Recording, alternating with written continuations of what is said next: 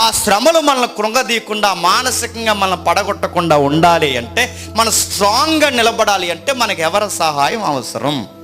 అది పరిశుద్ధాత్ముడి సహాయం మనకు అవసరం. అందుకే ఆయన సహాయం మనకు అవసరం. ఎప్పుడైతే ఆ శ్రమల గుండా నడిచి వెళ్ళిపోయాడో ఇప్పుడు ప్రారంభిస్తున్నాడు. చూడండి 14 వచనం చూడండి. అప్పుడు యేసు ఆత్మబలముతో గలిలయకు తిరిగి వెళ్ళి ఆయనను గూర్చి సమాచారము ఆ ప్రదేశమంతటా వ్యాపించింది. ఇప్పుడు బాగా వినాలి. విషమ పరీక్షల గుండా అరణ్యంలో నడిచాడు.